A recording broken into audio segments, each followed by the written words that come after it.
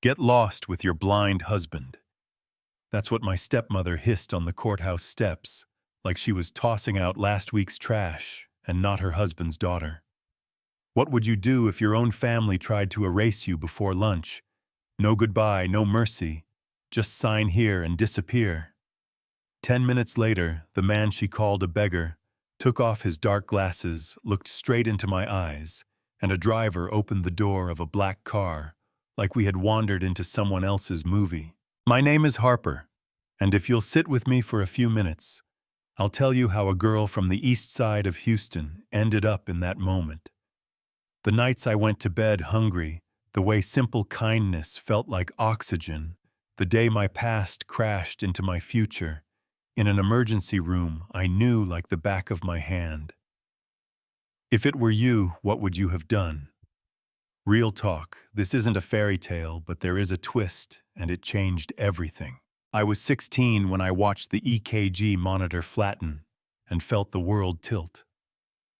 My mom was warmth in human form, braiding my hair before school, humming over a pan of lemon bars on Sundays, saying things like, "You have a healer's heart, baby."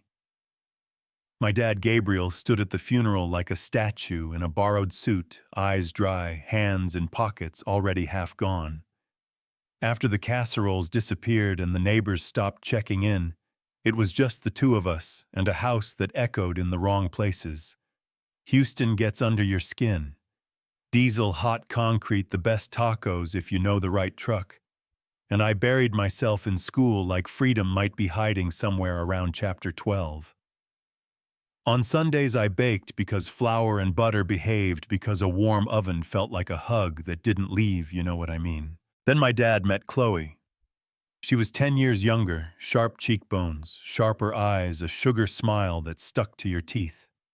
She moved in before the courthouse wedding, called me sweetie when Dad was around, and something colder when he wasn't. It started small. Your hair looks messy. You're getting soft around the middle. Your mother let you be lazy. I won't. Then it was money. My dad left cash on the counter for food, school supplies, the basic things that keep a teenage girl upright, and Chloe slid it into her purse like she was tidying the place. I asked for $20 for a biology project, and she laughed. For crayons. I built a cell model out of notebook paper and hope and turned it in while my teacher looked at me like she wanted to ask more and didn't. Here's the part I still feel in my bones. I got my period and asked for pads, the most basic ask in the world, and she actually laughed. Figure it out, Harper. So I tore rags from an old t-shirt, washed them in the sink when she slept, wore black pants and prayed through algebra. Please not today. One morning I stood up and felt it happen, grabbed my backpack, held it behind me, walked out to whispers I pretended were about something else, cried in a bathroom stall, tied a too small jacket around my waist, told the front office I was sick. Humiliation and hunger make a heavy stew. Teachers kept me afloat in small, holy ways. Mrs. Robinson slipped me granola bars with a wink. Too many in the drawer. Mr. Clark left a spare calculator on my desk, like he forgot it there on purpose. That's when I started walking home past the bridge. Houston has 100 bridges, but this one crossed a dry creek that only remembered water in March. People gathered there, cupfuls of dignity and cardboard signs, the quiet you learn after losing too much. A new guy sat near the rail one afternoon, white cane, dark glasses, late 20s, maybe still as a stop sign. I nodded like I always did because people are people, and kept walking. A week later, the day Chloe found my notebook, the one where I put the words I couldn't say, and tore it into confetti while I stood there breathing smoke, I made it to the bridge and just stopped. The blind man said, "You okay, the way you ask when you actually want to know?" And I said, "I'm fine." And he said, "You don't sound fine." I sat a few feet away because the sidewalk felt like the only steady thing left, and I told a stranger what I hadn't told anyone. My mom, the house, the money, The rags, the way Chloe's voice could peel paint. His name was Jason. Mine was Harper.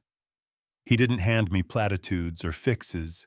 He just listened, and when I ran out of words, he said something simple that felt like a handrail.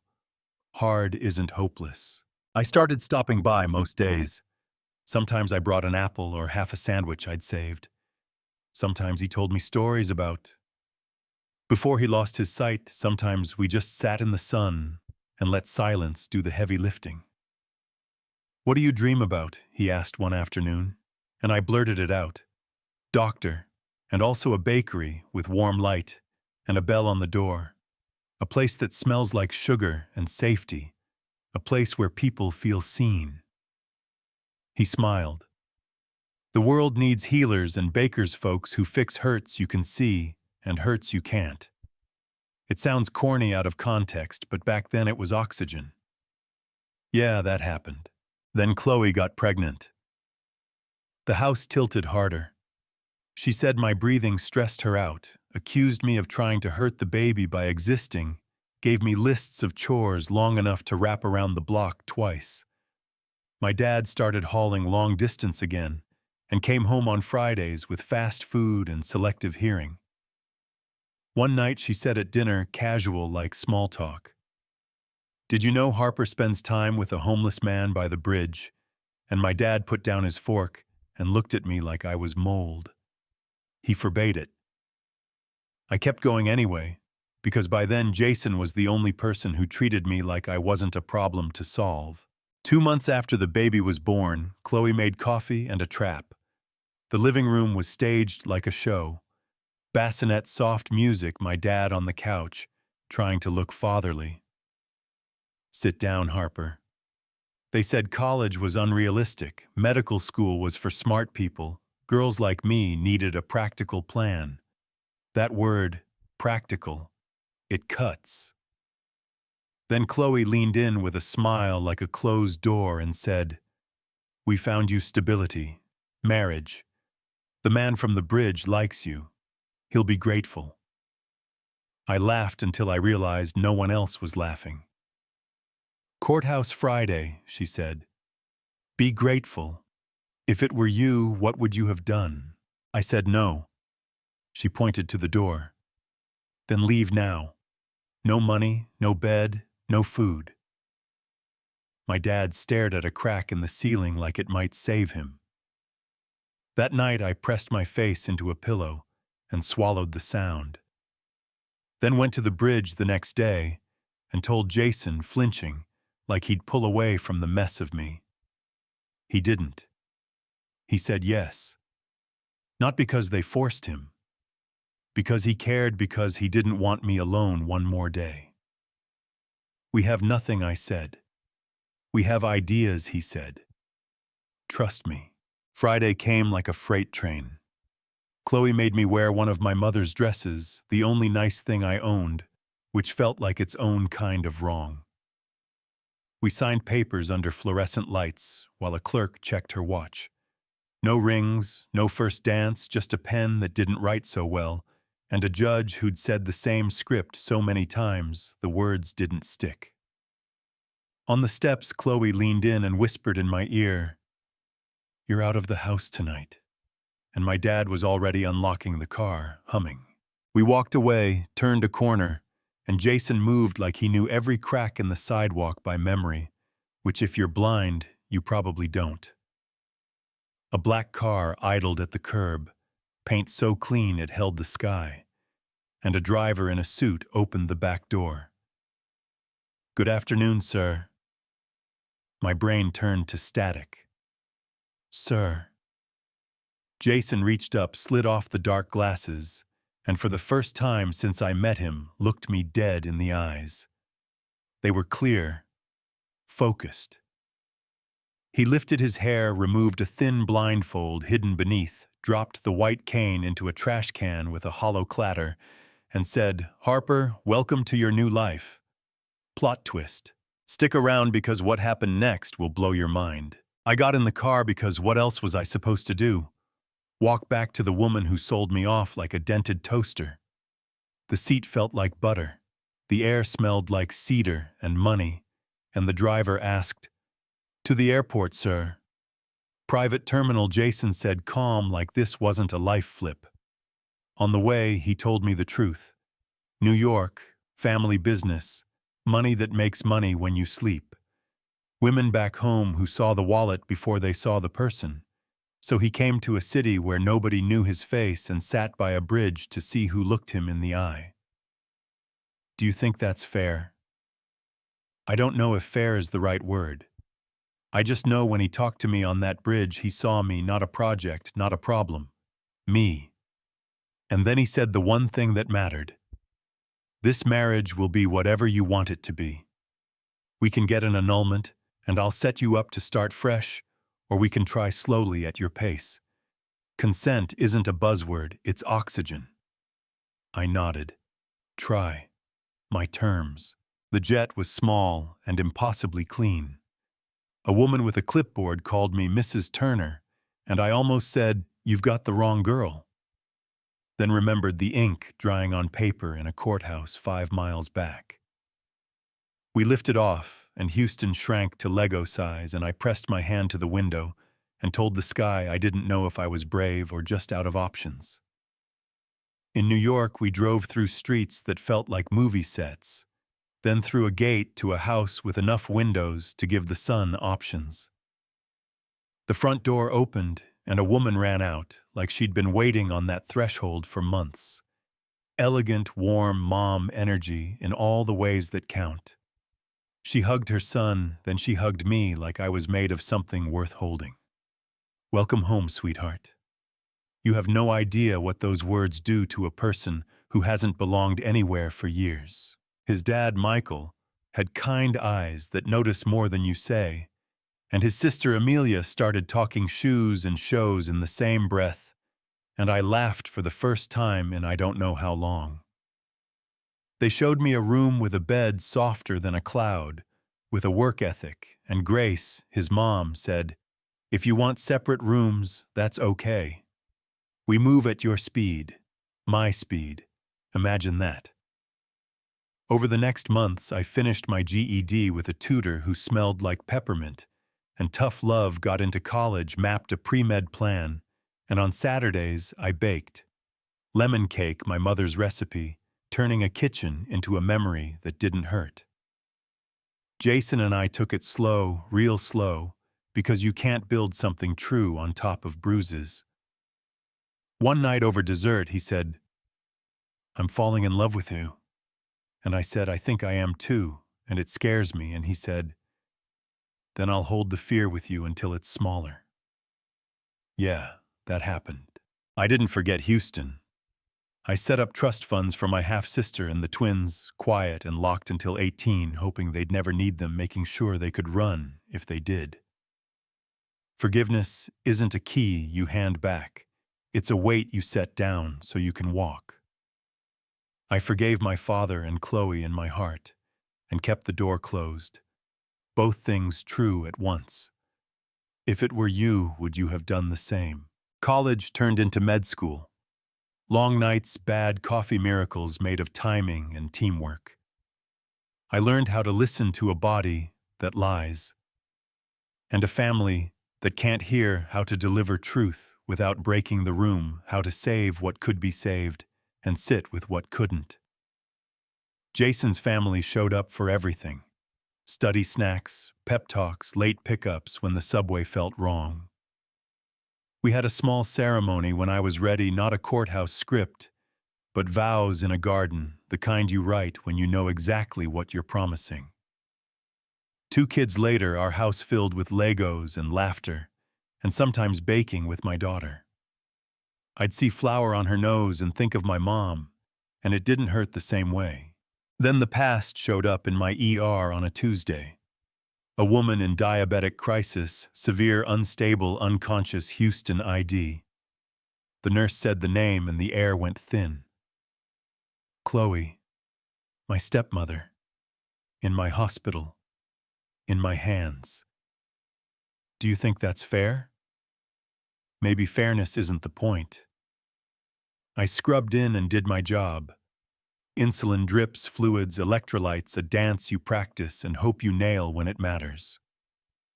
I watched the numbers climb out of the red and settle into something human, and only then did I let myself breathe. My father was in the family room, older around the eyes, shoulders curved like apology. He said my name like a question, and I held up a hand. Not here, not yet. Later, in a little consult room that smells like coffee and bleach, he told the truth for the first time in his life. He'd been weak. Chloe had been cruel.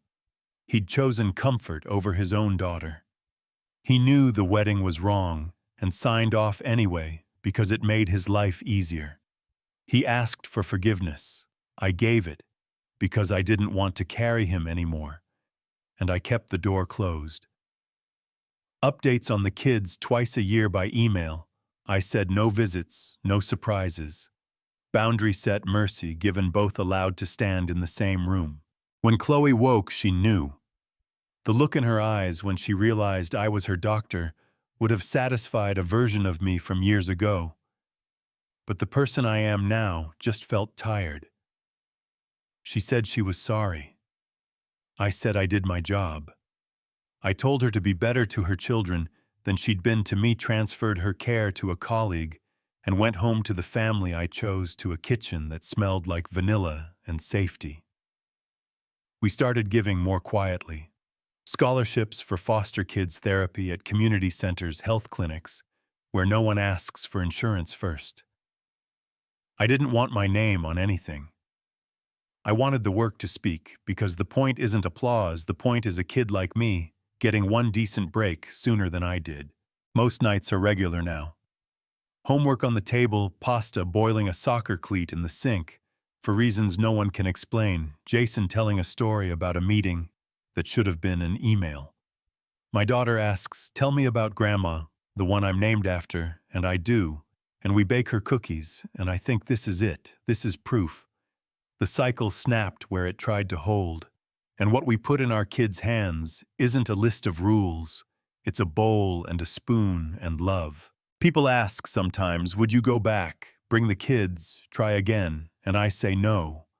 Forgiveness without reconciliation makes some folks itchy, like I didn't finish the assignment.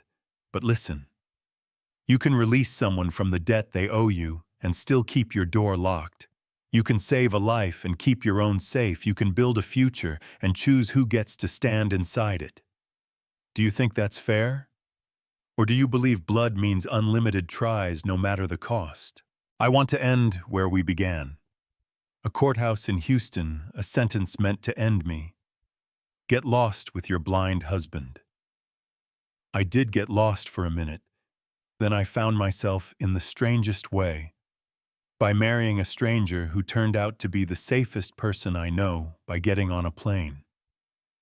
I didn't buy with people who didn't owe me a bed and gave me a home by taking a pain that could have rotted me and planting it instead. The beggar wasn't blind, he was a millionaire in disguise, but that's not the twist that matters most. The twist that matters is this. I didn't need his money to be someone. I needed people who looked me in the eyes and told me I mattered when I had nothing to trade, and I needed to believe them enough to build a life on it. So now it's your turn. If it were you, would you have saved Chloe's life or stepped aside and let the math add up by itself? Would you have forgiven your father or closed that book forever? Does forgiveness require a chair at your table, or is it a letter you mail with no return address? And what about Jason's test? Was it a clever way to find something real or manipulation dressed up as romance? Be honest. I can take it. I want to hear you. Drop your city in the comments so I know where you're listening from. Tell me which moment hit you in the ribs. Argue with me if you need to share your boundary story. The day you chose yourself and didn't look back. And if you want more true voice stories like this, messy human, a little raw around the edges, hit subscribe, tap the bell, share this with someone who needs a handrail today. Your past isn't the author of your future, you are. And trust me, hard isn't hopeless, not ever.